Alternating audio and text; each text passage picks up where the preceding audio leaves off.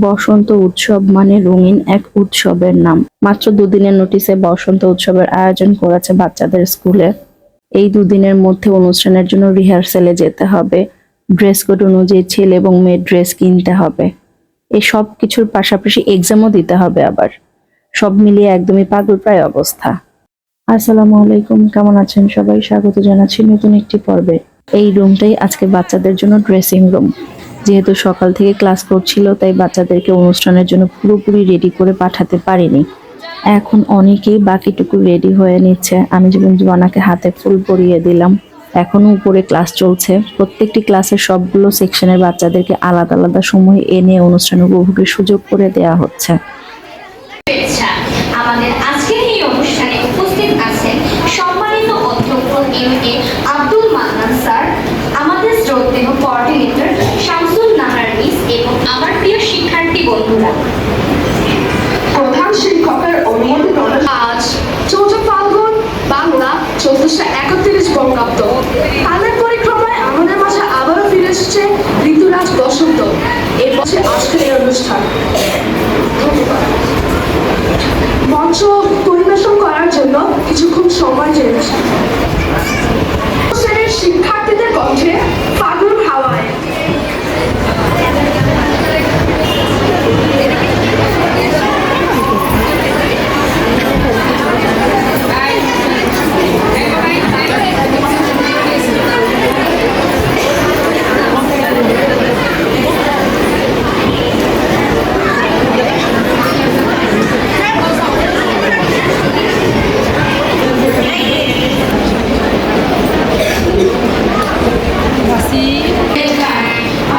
ফাগুন হাওয়ায় হাওয়ায় গানটির দলীয় পরিবেশনা দিয়ে আজকের অনুষ্ঠানের সূচনা হলো।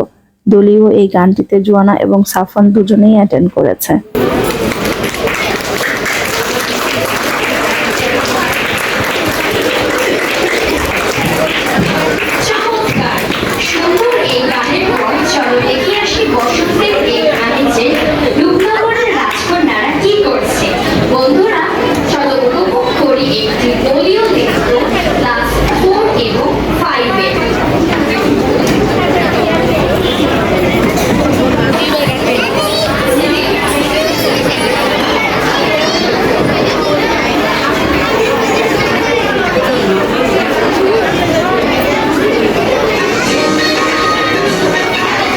নাচের অনুষ্ঠানের জন্য খুবই জনপ্রিয় একটি গান হচ্ছে আমি রূপনগরের রাজকন্যা।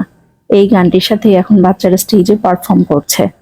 গানটি যেমন সুন্দর তেমনই বাচ্চারাও খুব সুন্দর পারফর্ম করেছে। আপনাদের কাছে কেমন লেগেছে কমেন্টে জানাতে কিন্তু ভুলবেন না।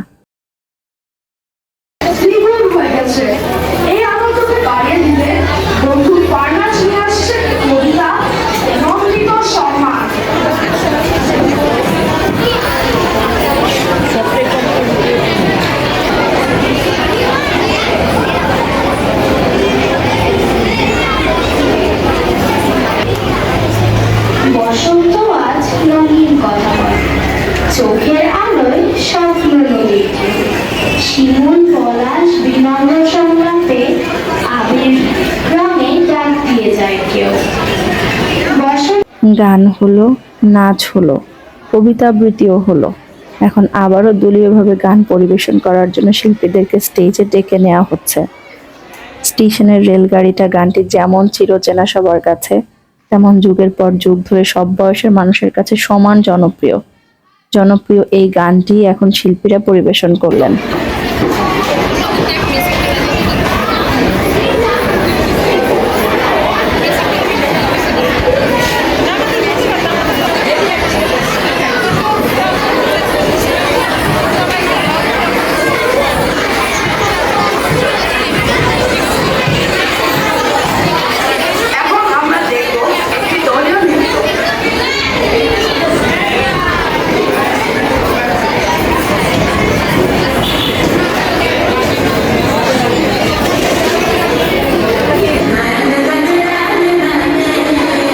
বাচ্চাদেরকে আনন্দ দেওয়ার জন্য এবং অনুপ্রাণিত করার জন্যই এই আয়োজনগুলো করা হয়। বাচ্চারা যেহেতু ফিউশন গান এবং নাচটা পছন্দ করে, তাই তাদের পছন্দটাকে প্রাধান্য দিয়ে ফিউশন সং বাজি গানের সাথে একটি পরিবেশনাও রাখা হয়েছে। বাসন্তী রঙের পোশাক, হলুদ গাঁদা ফুলের গহনা, কি যে সুন্দর লাগছিল প্রত্যেকটি বাচ্চাকে, মাশাআল্লাহ। চতুর্থ এবং পঞ্চম শ্রেণীর ছাত্রছাত্রীদের সমন্বয়ে গঠিত সাংস্কৃতিক সঙ্গের পরিবেশনায় বসন্ত বরণ অনুষ্ঠানটি উদযাপন করলাম।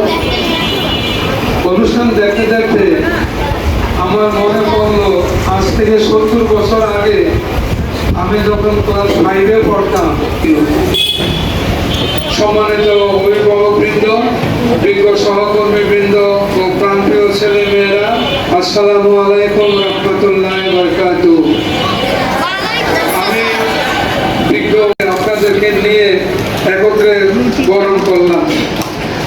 আর যাই হোক, যে সুপ্ত প্রতিভাগুলো আছে সেই প্রতিভাগুলোর বিকাশ ঘটাবার জন্য প্রতিষ্ঠানের শিক্ষকরা যেরকম পরিশ্রম করবে, আপনার অভিভাবক হিসাবে বাসায় থেকে আপনার ছেলে মেয়েকে ঠিক সেভাবে উৎসাহিত এবং অনুপ্রাণিত করবেন। তাইলে পরে আপনার ছেলে। আরও কিছু পরিবেশনা ছিল গান এবং নাচের, যেগুলো আমার ভিডিও করা হয়নি। সাংস্কৃতিক অনুষ্ঠান শেষে প্রিন্সিপাল স্যার, গার্ডিয়ান এবং স্টুডেন্ট সবার উদ্দেশ্যেই উপদেশমূলক কিছু কথা শেয়ার করলেন। এখন অনুষ্ঠানের স্মৃতিটাকে ধরে রাখার জন্য সব পারফর্মারদের সাথে নিয়ে প্রিন্সিপাল স্যার এবং কোঅর্ডিনেটর মিস দুজনেই গ্রুপ ফটো তুলে রাখছেন।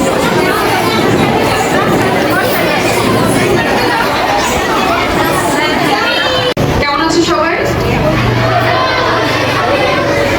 আমি ভালো আছি। অনুষ্ঠান কেমন লেগেছে? একবারও মনে হয়নি ভালো লাগছে। বড়ই কৃপণ, একটা হাততালি যদি আমি ভালোভাবে শুনতে পাই।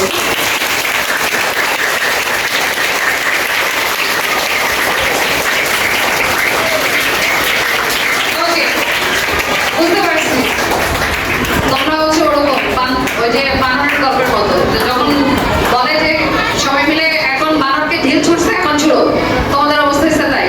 আমাকে হাততালি দিয়ে কি লাভ? আমার পারফরমারদেরকে দেওয়া উচিত ছিল তোমাদের, তোমরা ওদেরকে কিন্তু দাওনি। বড়ই কৃপণ আচরণ করেছে।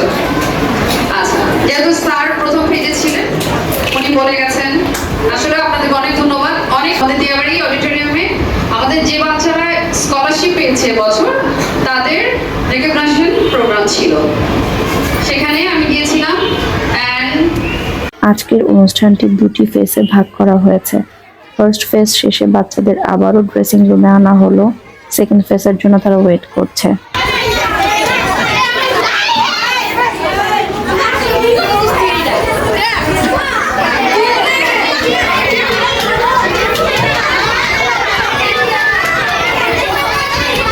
ফার্স্ট ফেসে যারা পারফর্ম করেছে, সেকেন্ড ফেসেও তারাই পারফর্ম করবে, শুধু ভিউয়ার্স একটু চেঞ্জ হবে। খুবই কম সময় পেয়েছে প্রত্যেকটি বাচ্চা এই অনুষ্ঠানে পারফর্ম করার জন্য। আপনাদের কাছে কেমন লেগেছে কমেন্টে জানাতে ভুলবেন না। কথা হবে পরবর্তী কোনো ভিডিওতে, ততক্ষণ পর্যন্ত ভালো থাকবেন সবাই। আল্লাহ হাফেজ।